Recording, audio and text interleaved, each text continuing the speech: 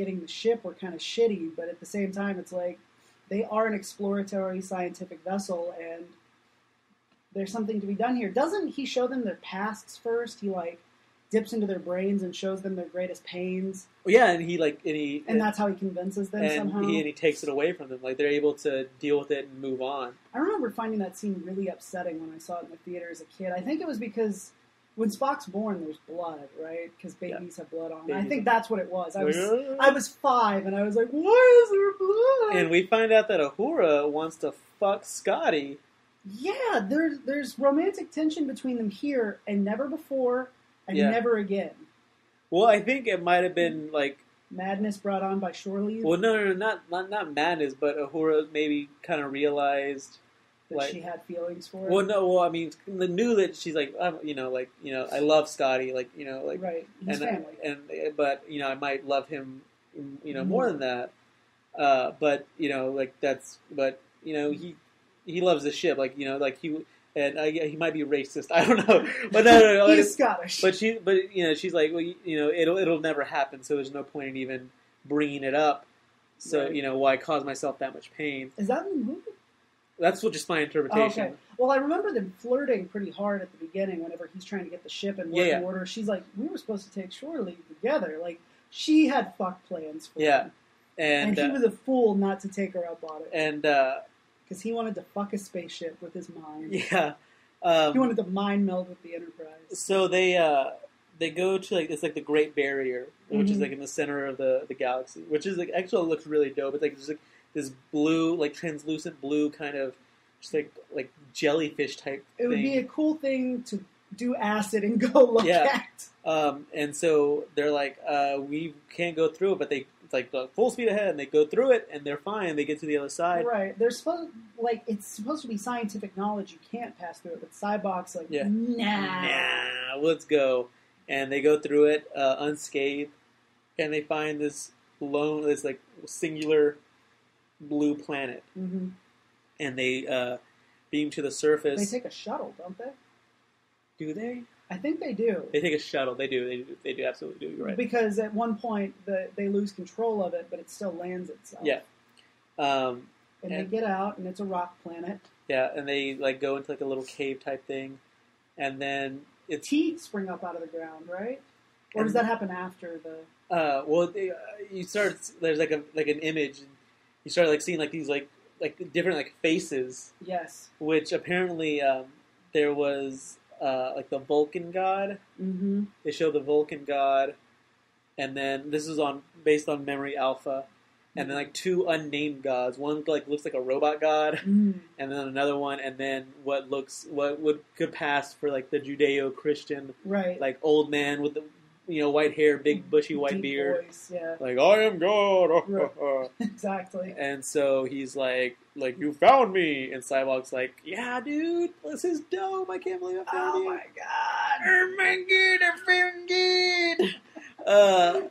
He's like, I would like to get on your spaceship. And he's like, and Cybok's like, yeah, totes! Let's fucking do this. You want to spread your knowledge around the galaxy? Yeah, get on our spaceship. And Kirk's like, oh, excuse me. What does God need with a spaceship? And he's like, what? And Cybok's like, what the fuck are you doing? And McCoy is too. He's like, shut the fuck fucking up. God, dude. And he's like, you haven't answered my question. And God's like, or whatever that is, I need a spaceship. Don't you want my knowledge? And for that wisdom. And I can make your dick work again, McCoy. Kirk, don't fuck this up for me. But Kirk is like, well, you didn't answer my question. What does God need with a spaceship? And so he gets laser-eyed. Yeah, he gets a scorch mark on his pretty uniform. And so then Spock is like, whoa, what the fuck? Yeah, seriously, what do you need with a spaceship? And so he gets laser-eyed. Mm-hmm. And then he turns to Bones so limp dick. Do you dare question me? And he's like, I doubt a god who would, who'd hurt his people. So yeah, limp dick or not. I'd take my limp dick over your false godhood any day. And so he's like, all right, psych-alike, I'm not God. I'm an evil alien entity that's been trapped here, and I need a spaceship to dip out. And that reminded me of that episode of Doctor Who, I think it's in season 2, where they find the devil in the center of the planet, and he's been imprisoned, and Rose and the Doctor have to like he's getting free, but they have to somehow keep him there. But the doctor ends up staying behind. Like he launches them. It was a two-parter. I think. It was. It was a really good episode. Really good. It was a better episode of Doctor Who than this is of Star Trek, but I still enjoyed this one. I like the So, sorry, you should say. Well, Shatner his idea of the movie is a searching for God, but instead finding Satan. Right. Which is it's a dope idea. And this movie gets shit on. Well, I mean, and Cyborg sacrifices himself, and that's pretty cool. He's like, brother, you seem to have some pain. Let me see if I can help. And he jumps right in there. And it should be mentioned that during this time, I think McCoy and Spock get beamed up because Scotty's only got enough power to beam up the two. Then the Klingons have jumped out of orbit. These Klingons that have been trailing them, right? For some reason, probably because they're like, we want fuck you, Kirk. Yeah, fuck you, Kirk. They've got a vendetta against Kirk. Yeah. They've got a jihad against Kirk at this point. And, fatwa. And so that ends up coming into play at the end. So Kirk is basically like climbing rocks, isn't he? Trying to get away from like the explosion or the planet's collapsing or something, and then the warbird or the bird of prey comes into atmosphere. Yeah, and they shoot. They blow up God. The entity. And beam Kirk back on the board, right? And it's kind of funny because they beam aboard, and one of the Klingon commander makes the other one apologize. He's like, "What do you say?" He's like, "Sorry, I tried to kill you. I don't speak for the Klingon Empire." Well, he was the Klingon ambassador that Sybok had kidnapped at the beginning of the movie, who's just been kind of luggage up till this point, and then they're like, "We'd like to introduce you to our new gunner," and it turns around and guess who it is? Solo. It's Han Solo. No, it's Spock pulling a Han Solo. Yes. He's like, "You're all clear, kid. Now let's blow this guy and go home." That's what that line is, right? Something like that. Let's blow this dude. What? Together, friends. It should be noted that Sybok is an emotional Vulcan. Yes, he has not gone through Konar. And is he a full-blooded Vulcan? Yeah. His mother was a Vulcan princess. Did she die before we in the episode that we recorded in Austin? This gets brought up. Oh, okay. Which you'll hear either in 2 weeks. You'll hear in 2 weeks, either on Monday or Tuesday or whatever. Whenever it's a two-parter. It's spoiler alert. But I asked about it, and I was like, I was trying to work out the timeline. Trying to work it out. I was like, okay, so he's older. Is he full Vulcan? Like, well, what happened to his mom? And Mary Beth is like, unimportant. And I said, like, no, it's important, but apparently it really fucking is. It's unimportant. Why is it unimportant? Well, they don't. Just because they don't bring it up again? They don't bring it up. Or like I try to I try to research it, and it's a Vulcan princess. It's like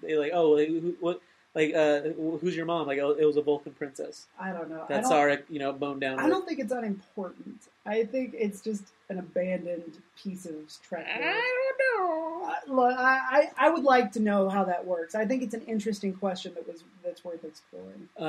But yeah, so he went down the emotional path instead of the logic path, which he went totes Romulan.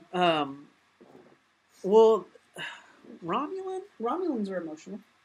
Yeah, but he didn't really go Romulan. Yeah, I'm just saying, like, as opposed to he's more hot-blooded. Although he actually seems more at peace than Spock in a lot of ways. Like, he seems to have a shit. Well, I mean, I think he thinks he thinks that he's got it figured out. So he projects that image, but actually he doesn't. Now, there's a great bit whenever, Kirk's like, I thought I was going to die. And he's like, well, you couldn't because you were never alone. Because Kirk had always said, I knew I wouldn't die because I've always known I'll die alone. There's really creepy, like, in the midst of this fun, not creepy, but, like, dark moment in the middle of this very fun scene when they're camping earlier. He sets up this, I've always known I'll die alone, which actually, in a way, will end up being true later on. Spoiler alert. In case you guys didn't know, Kirk doesn't make it to first contact. Goes out kind of like not a punk. Awesome. He doesn't go out like Spock. Let's put it that way. Yeah, exactly. Like, he doesn't go out like, very dignified, like straightening out his uniform, sacrificing his life to save the life of his crewmates and friends. He goes out like Piggy. Yeah, he does. He goes out like Piggy. All right, Sean, you mind getting me Another soda pop? Yeah. Star Trek Into Darkness, brought to you by Coke Zero. When you're looking for that classic Coke taste, but with 0 calories. That's right. Coke Zero. You know what? Actually, I heard that this shit is not good for you. Well, of course not. It's not water. Well, like Diet Cokes, especially because, like the fake sugar that they use. The aspartame. Your body doesn't process it like sugar, but it thinks it's getting sugar, and so it can fuck with your blood sugar levels. Well, it revs, like your body revs like, oh, sugar, sweet. And then it gets this stuff, and it's like, we need more sugar, and so it can make you hungry for exactly because you're like, you promised me sugar, right? And so I've been operating on the expectation of sugar, and you didn't deliver exactly, sugar. And so, so really, you should be drinking regular soda. That way, I mean, that's also not sugar though. Well, I mean, what's the same? It's fructose. I will say that I drink a lot of Coke Zero. There are 3 12-packs in my fridge right now. Wow. Well, they were Mom. They were on sale, and I eat a lot less sugar. How was your Mother's Day? Well, it was Becca's graduation, so the Khaleesi. I saw my mom, but it was really the graduation. So I'm taking her to see Star Trek Into Darkness on Sunday. You're gonna see it twice. What if you don't like it? If I don't like it, then. Well, I haven't bought the tickets yet, so I'll be like, let's go see Iron Man instead.